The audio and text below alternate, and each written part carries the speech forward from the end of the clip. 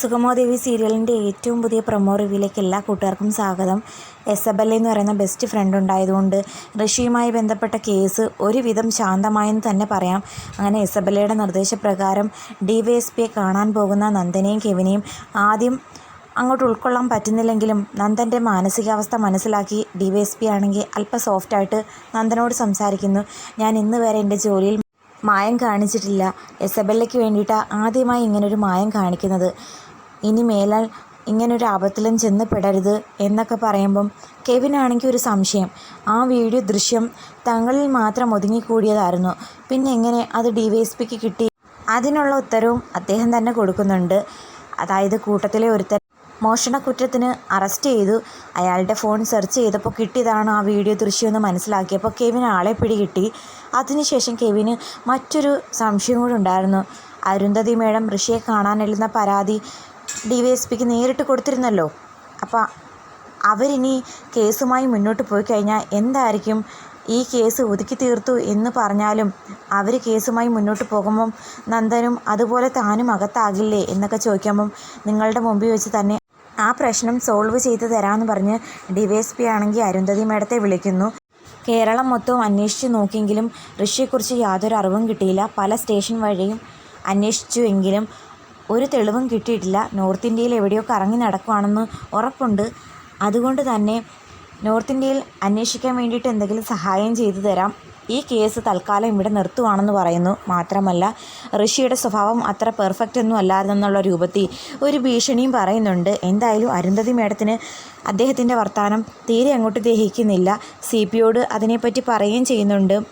എന്തായാലും ആ നന്ദനോ അല്ലെങ്കിൽ ദേവികയോ ആരെങ്കിലും ആണോ ഋഷിയെ കാണാതായതിൻ്റെ പിന്നിൽ നിന്ന് CP സംശയം പറയുമ്പോൾ ഒരിക്കലും അവർക്കാർക്കും ഋഷിയെ യാതൊരു ആപത്തിലും പെടുത്താൻ പറ്റില്ല.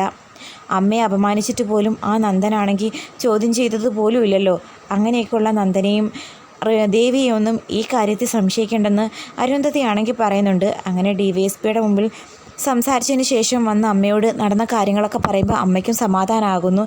എന്നിട്ട് അമ്മയ്ക്കൊരു സംശയമുണ്ട്. ഇതിൻ്റെ പേര് ഇനി എന്തെങ്കിലും ബ്ലാക്ക് മെയിലോ എന്തെങ്കിലും മറ്റ് അജണ്ടയോ കാണുമോ എന്ന് നോക്കുമ്പോൾ ഒരിക്കലുമില്ല. കെവിനെ പോലെ തന്നെയാണ് എസബെല്ലയും. കൂട്ടുകാർക്ക് വേണ്ടിയിട്ട് എന്ത് ത്യാഗം സഹിക്കാനും തയ്യാറുള്ളവരാണ്. അതുകൊണ്ട് അമ്മ ഇനി കേസുമായി ബന്ധപ്പെട്ട് പേടിക്കണ്ട എന്ന് പറയുമ്പോൾ എന്നെപ്പോലെ ഒരു അമ്മ മനസ്സ് അവിടെയും നീറുന്നില്ലേ? കാര്യം എന്നെ ഉപദ്രവിക്കാനും കൊല്ലാനും ഒക്കെ വന്നെങ്കിലും അവരുടെ ഏക മകനല്ലേ? 10 മാസം വയറ്റിൽ കൊണ്ട് നടന്ന മകനെ കാണാനില്ലെന്ന് പറയുമ്പോൾ തന്നെ അവരെന്തുമാത്രം വിഷമിക്കുന്നുണ്ടാകും എന്നൊക്കെ പറയുമ്പോൾ നന്ദനാണെങ്കിൽ ആകെ വിഷമിക്കുന്നത് കണ്ട് പ്രഭാവതി പറയുന്നു, മോൻ വിഷമിക്കേണ്ട, നമുക്ക് എന്തെങ്കിലും മാർഗം കണ്ടെത്താം എന്നൊക്കെ പറഞ്ഞ് സമാധാനിപ്പിച്ച് വിടുന്നു.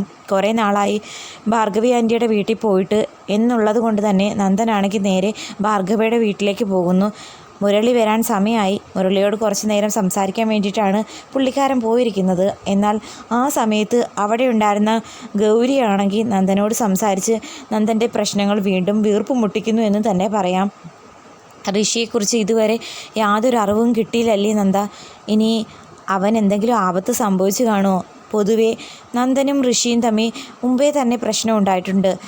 അമ്മയെ പൊതുസ്ഥലത്ത് വെച്ച് അപമാനിച്ചതിൻ്റെ പേര് നന്ദനാണെങ്കിൽ ചോദ്യം ചെയ്യാൻ പോയെന്ന് അമ്മ പറയുന്നത് കേട്ടു. ഇനി അതിൻ്റെ പേര് ആളുകൾ എന്തെങ്കിലും സംശയിക്കുന്നുണ്ടാകും. ഋഷിയെ നന്ദൻ കണ്ടിരുന്നോ എന്നൊക്കെ ചോദിക്കുന്ന സമയത്ത് നന്ദനാണെങ്കിൽ പൊട്ടിത്തെറിക്കുന്നുണ്ട്. ഒന്ന് നിർത്ത് ഗൗരി, എപ്പോഴും ഋഷി ഋഷി ഋഷി, അതല്ലാതെ മറ്റൊന്നും എന്നോട് ചോദിക്കാനില്ലേ? ഒരല്പ സമാധാനത്തിന് വേണ്ടിയിട്ട് ഇങ്ങോട്ടേക്ക് വന്നപ്പോൾ മനുഷ്യൻ്റെ ഉള്ള സമാധാനം കൂടി പോയല്ലോ എന്ന് പറഞ്ഞ് ദേഷ്യപ്പെടുന്നത് കണ്ടിട്ട് ഗൗരി പറയുന്നു, അയ്യോ നന്ദൻ ദേഷ്യപ്പെടാൻ വേണ്ടിയിട്ട് അറിഞ്ഞുകൊണ്ട് ചോദിച്ചതല്ല, ഞാൻ എൻ്റെ സംശയം പറഞ്ഞതാ. അതേസമയം മുരളിയാണെങ്കിൽ ദേവികയെ ചന്ദ്രോത്ത് വീട്ടിൽ കൊണ്ടുവന്നാക്കിയതിന് ശേഷം അങ്ങോട്ടേക്ക് വരുന്നുണ്ട്. അങ്ങനെ ദേഷ്യം പിടിച്ച് നിൽക്കുന്ന നന്ദനെ കണ്ടിട്ട് മുരളിയാണെങ്കിൽ കാര്യം തിരക്കുമ്പോൾ ഗൗരി നടന്ന കാര്യങ്ങളൊക്കെ പറയുന്നു. അതിനെന്തിനാ നന്ദ നീ ഇങ്ങനെ ചൂടാകുന്നത്? അതൊക്കെ വിട്ടുകള. എന്തായാലും എനിക്ക് നിന്നോടൊരു പരാതിയുണ്ട്. കെവിനെ കിട്ടിയതിന് ശേഷം നീ എൻ്റെ വീടിൻ്റെ വഴിയൊക്കെ മറന്നുപോയി. മാത്രമല്ല നിനക്ക് എന്നോട് സംസാരിക്കാൻ പോലും സമയമില്ല. അന്നേരം നന്ദനാണെങ്കിൽ പറയുന്നുണ്ട്, അതൊക്കെ നിൻ്റെ വെറും തോന്നലാടാ. ഓഫീസിലെ ചില പ്രശ്നങ്ങൾ നീയും അറിഞ്ഞതല്ലേ? അതിനെ തുടർന്നുണ്ടായ ഡിപ്രഷനിൽ എനിക്ക് എല്ലാ കാര്യങ്ങളും വിട്ടുപോയി എന്നൊക്കെ പറഞ്ഞ് സോറി പറയുന്നുണ്ട്.